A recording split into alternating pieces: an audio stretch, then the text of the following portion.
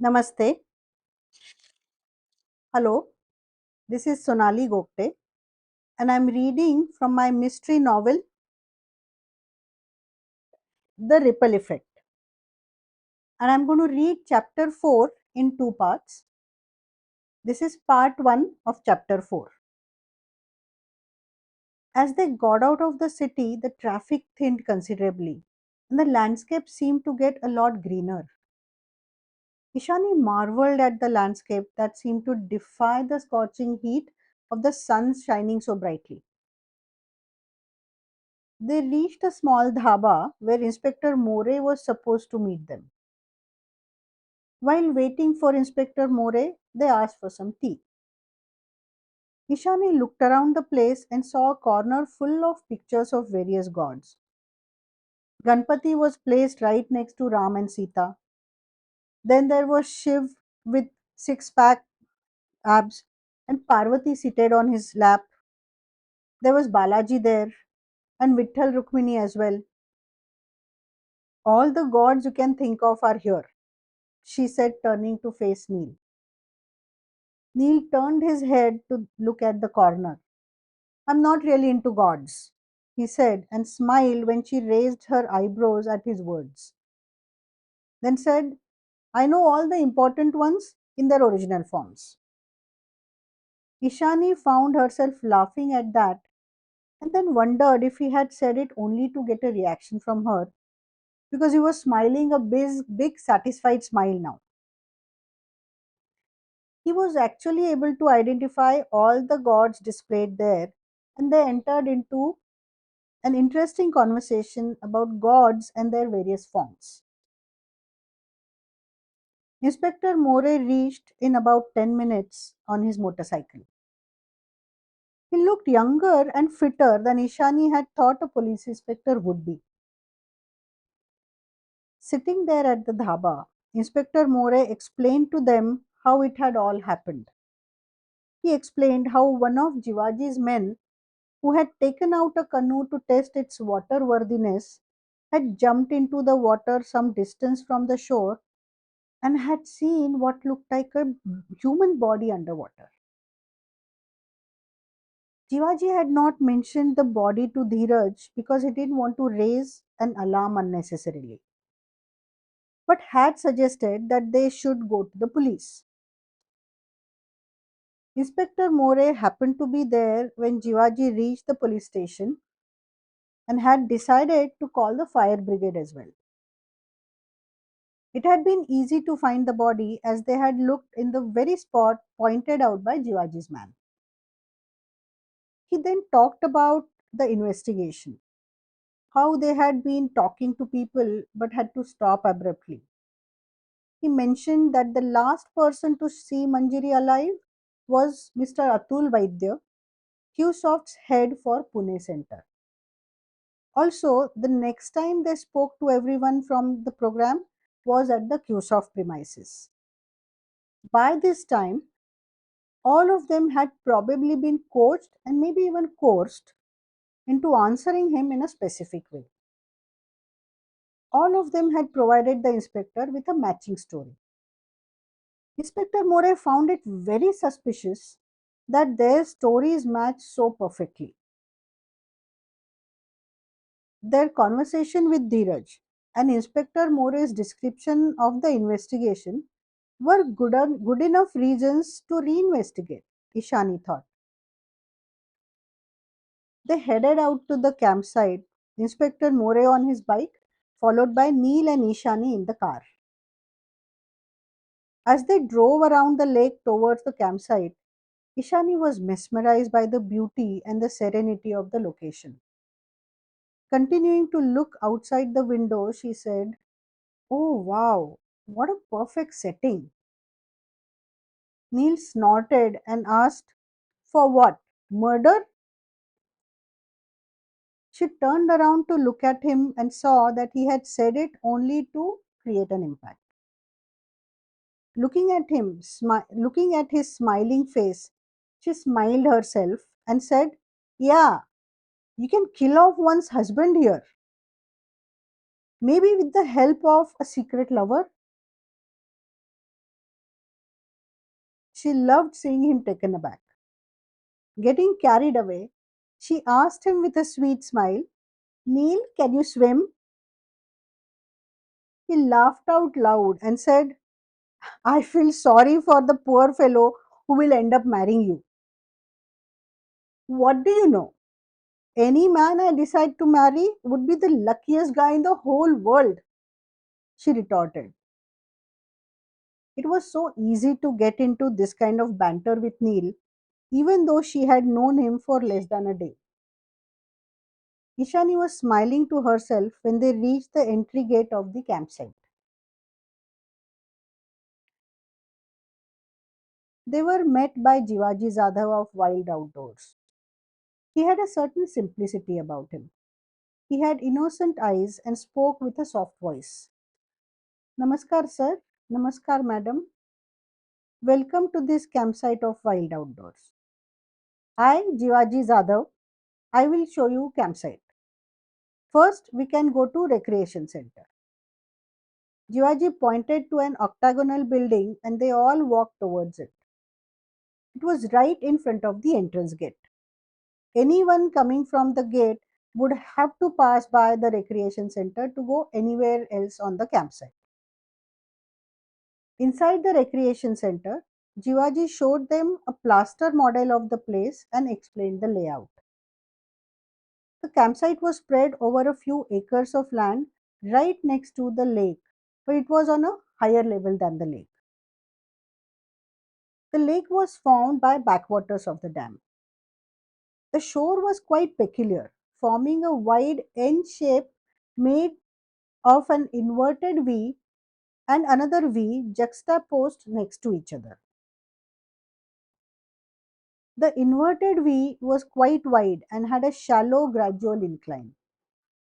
The other V shaped section of the shore was like a cliff with a sudden drop on both sides. Wild Outdoors had set up river crossing equipment on the cliff section and they took people down to the shallow section of the shore for water activities like canoeing.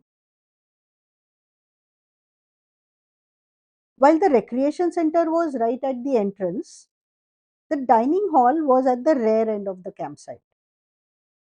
The recreation center, the dining hall, the kitchen attached to the dining hall, and the conference cum meeting room were the only constructed buildings. The residential arrangements consisted of tents that were set up in clusters of 3 or 4 tents. It looked like there were 2 clusters of tents along the lake and remaining 6 clusters were close to the conference hall. Having seen the model, they had a fair idea of what to expect when they started walking across the campsite. There was a winding dirt path which they were following to the dining hall. The lake was on their right and it offered a serene backdrop to the unsettling mystery they were trying to solve with a view that seemed to go on forever. You could see the other shore, but it was quite some distance away. Jivaji was pointing out things to them as they walked along. This is open ground which we are using for physical activities and games. We are sometimes setting one outdoor classroom under this mango tree. This is conference hall with all required facilities like big screen and projector. 40 people are sitting comfortably. The said hall was on their left and had big glass windows through which one could see the lake. We are having 16 fixed tents, 12 are 2 people tents, and 4 are 4 people tents. Jivaji spoke English with the grammar of Marathi, something that Ishani had heard a lot in her line of work. She wanted to switch to Marathi so that Jivaji could be more comfortable, but then Neil would not understand the conversation. She was surprised when Neil asked in Marathi, didn't the model show more tents than there actually are? Jivaji too looked at Neil in surprise. He expressed his relief with, Sahib, you speak Marathi, is it? That is very good. Then I can explain in Marathi. And he proceeded to answer in Marathi. When needed, we can set up other tents, but they are smaller tents and don't have toilet and bath facility inside the tent. The model shows those kind of tents also as part of the setup. The last cluster of permanent tents was on a slight incline on the side of the lake.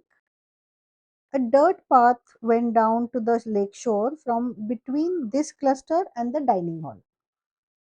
The climb down to the lake was about 35 to 40 feet from this point. They walked across to the dining hall, which was about 150 meters away, about 150 feet away from the track going down to the lake. While there was a good amount of shade thanks to all the trees, it felt good to enter the dining hall. It was a big and airy room with a high ceiling. The right side of the hall was completely taken up by French windows that opened onto a deck. On the left side, close to the entrance, was the cashier's desk. Right in the front, by the kitchen entrance, was a row of serving tables where they must be serving the buffet. Next to that was a water cooler.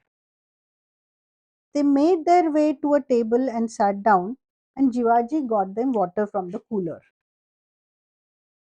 Neil opened the topic of the fateful night by asking, Jivaji, please tell us exactly what happened on March 16th and 17th when queues of people had come over for their program.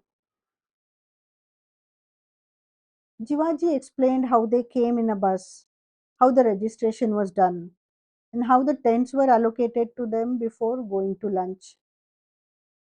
Tell us more about the tent allocation. Did they stay in two people's tents or four people tents? Ishani asked. Jivaji nodded and answered, there were only 18 of them, and we have 12 two people tents. So they all stayed in two people tents. That Manjari madam was in that tent, he said, pointing to the tent right next to the dirt path going down to the lake. And there was another madam with her in that tent. Who was in the tent next to theirs? Neil asked. No one was in the tent next to theirs. I see. What happened after lunch?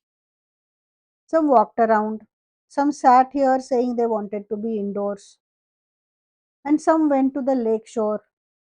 We always tell people they will not get cell phone range except for BSNL. But people always bring their phones and check if they can get range. Some of the people from Qsoft also did that. Did any of them? Neil and Ishani said at the same time. Neil looked at her and indicated that she can go ahead. So she asked, did any of them have BSNL phones? Dheeraj sir had a BSNL phone, and Atul sir also had. They had told everyone at lunch that if anyone needed to make any calls, then they could borrow the phone from either Dheeraj sir or Atul sir. What about the others? Neil asked. We are not knowing about others, sir, Jivaji said.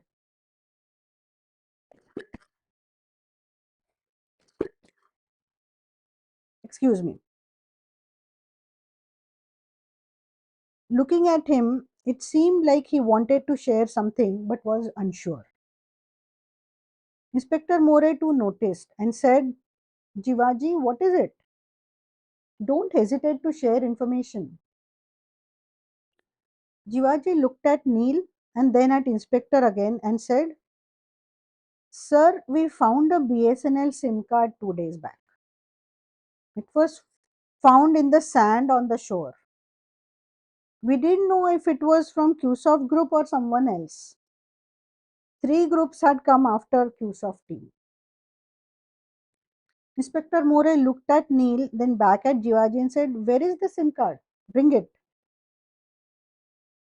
Jivaji walked over to the cashier's desk, unlocked a drawer, picked out a small envelope, and brought it over.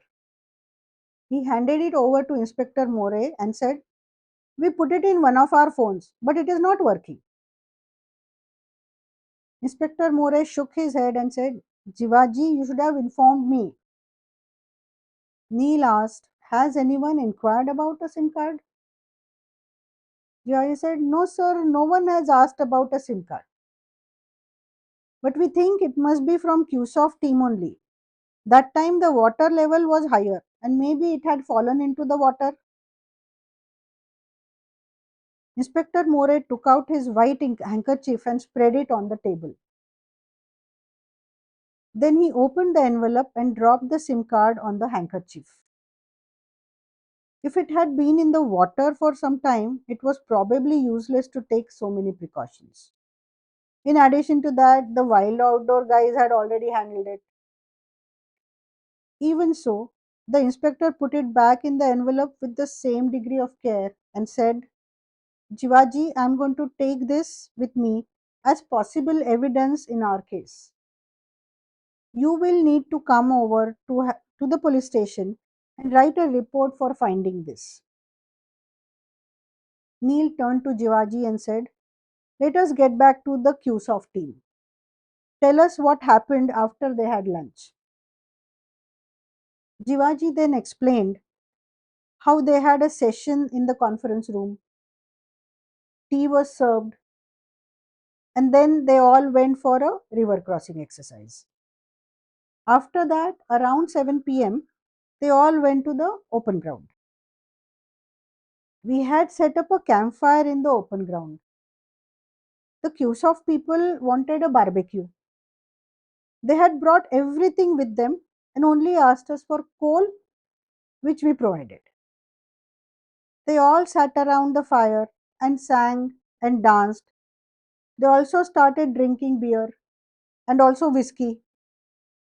Ishani stopped him and said, "You don't allow people to drink here, I thought." Looking a little embarrassed, Jivaji said, "Madam, we don't allow general people. But when groups come from these big companies, they always bring alcohol and drink. We don't stop them. Otherwise, they will not come for outings." Here is where I'm ending the part 1 of chapter 4. There is part 2 of chapter 4 that will be recorded separately.